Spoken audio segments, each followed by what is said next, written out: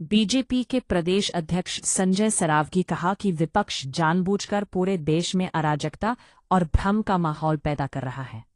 सदन की गरिमा को गिराने का काम विपक्ष कर रहा है और जरूरी मुद्दों पर चर्चा से भाग रहा है।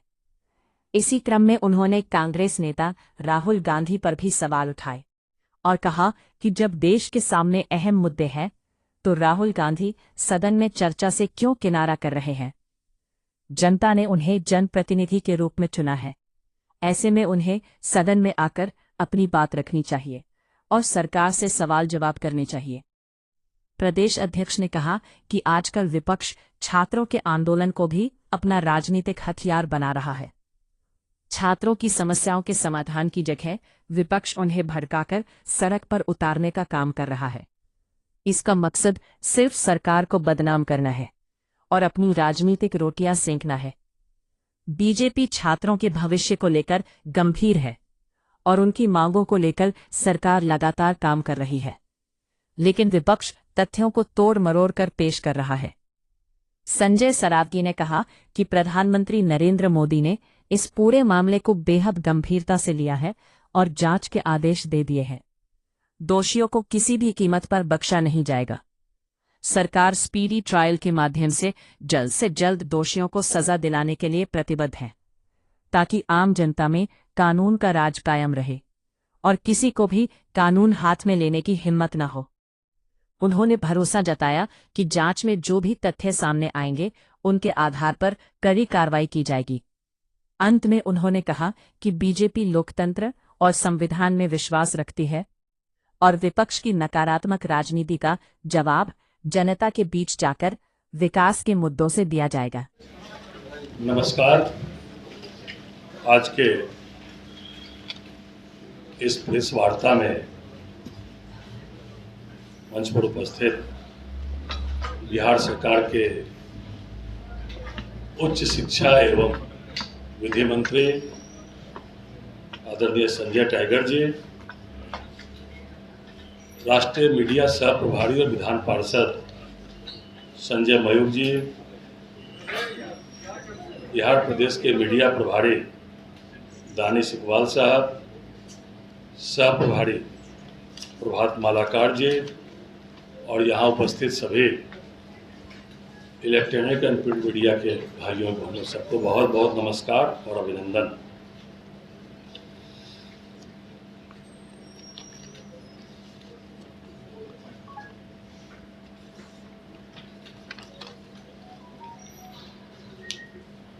राहुल गांधी जी नीट की चर्चा पर क्यों भाग रहे हैं?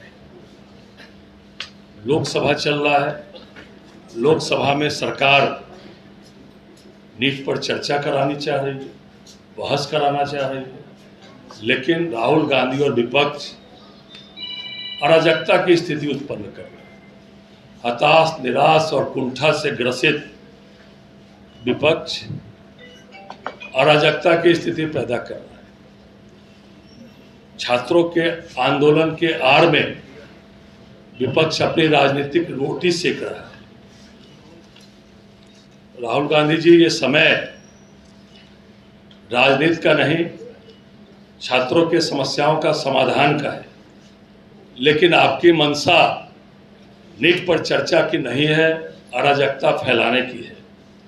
सरकार नीट पर सदन में चर्चा कराना चाहती है, छात्र भी यह चाहते हैं।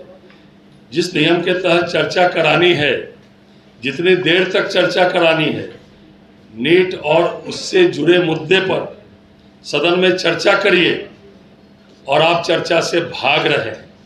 सरकार चर्चा कराने को तैयार है, लेकिन आप संसद को बंधक बनाकर रखना चाहते हैं, कामकाज नहीं होने देना चाहते, समय बर्बाद देश का कर रहे हैं।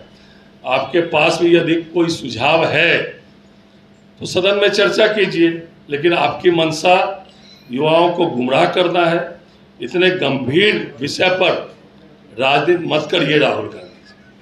प्रधानमंत्री जी स्वयं इसे सर्वोच्च प्राथमिकता देते हुए निर्णय ले रहे हैं।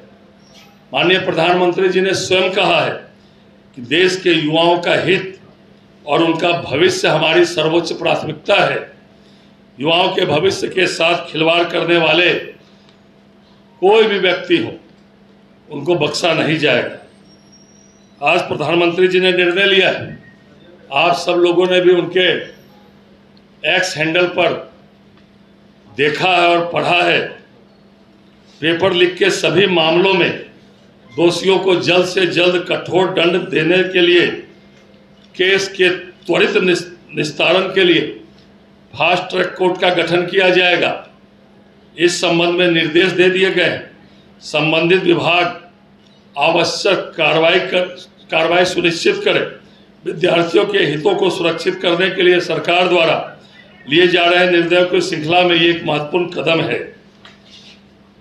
राहुल गांधी जी, पेपर लीक एक समस्या है और आपकी सरकार के समय में भी दर्जनों पेपर लीक हुए थे, लेकिन यह मोदी सरकार है जिसने परीक्षा को लीक प्रूफ बनाने के लिए कड़े कानून और प्रशासनिक कदम उठाए।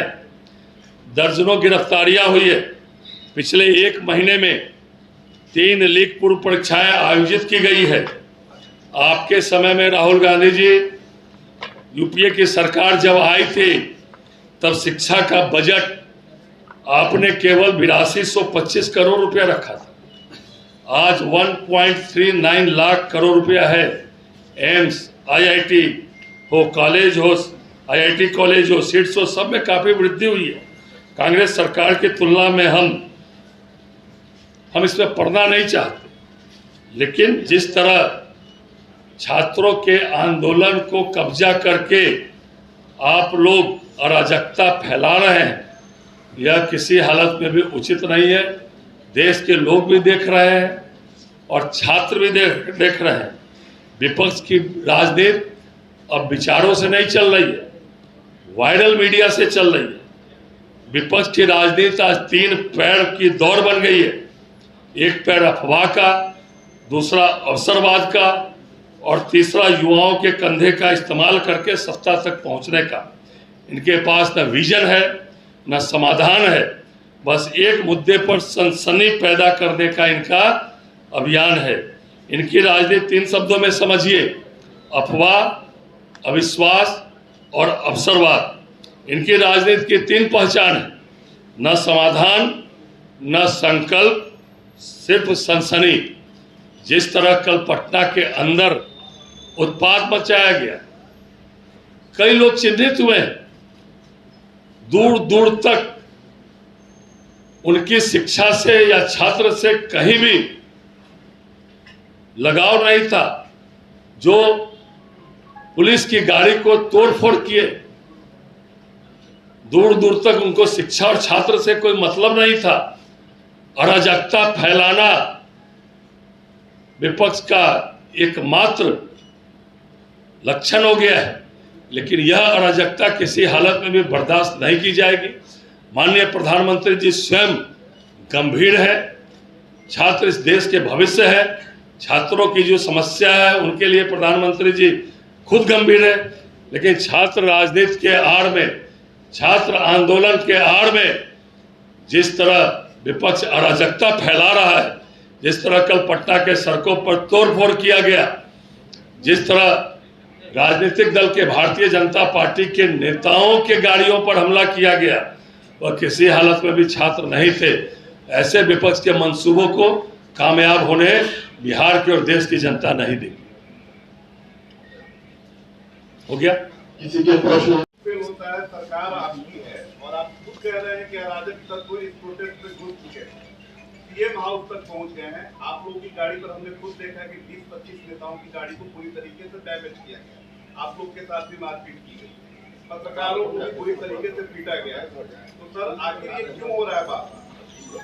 मैंने कहा ना, छात्र आंदोलन के आड़ में असामाजिक तत्वों का प्रवेश कराकर जो विपक्ष है, जिस तरह अराजकता फैलाना चाहता है, क्योंकि विपक्ष का सुपड़ा साफ हो गया है। आप देख रहे हैं विपक्ष के जो नेता है, विपक्ष में किस तरह भगदड़ मची हुई है। पूरे देश में आपने देखा है विपक्ष का एक तरह से सुपड़ा साफ हो रहा है। अराजकता फैलाकर किसी तरह अराजकता फैलाया जाए, इसके मंसूबे कामयाब नहीं होने जा रहे हैं। कल हम लोगों ने देखा जिस तरह मोटा मोटा लठ लेकर, पत्थर लेकर पूर्व की तैयारी के तहत जिस तरह भारतीय जनता पार्टी के कार्यकर्ताओं पर हमला किया गया, जिस तरह पुलिस की गाड़ियों पर हमला किया गया, जिस तरह पुलिस के पदाधिकारियों पर हमला किया गया, कई लोगों को पुलिस ने चिन्हित किया है वीडियो के माध्यम से, दूर दूर तक जो है वो पॉलिटिकल वर्कर है, पॉलिटिकल वर्कर नहीं, वो गुंडे रूपी पॉलिटिकल वर्कर है। इसको जरूर जो है सरकार भी चिन्हित कर रही है। इनके मंशा को किसी हालत में भी, इनकी मंशा जो है सही नहीं है, इसको चिन्हित करके इन सब पर कार्रवाई की जाएगी। चलिए, बहुत बहुत धन्यवाद।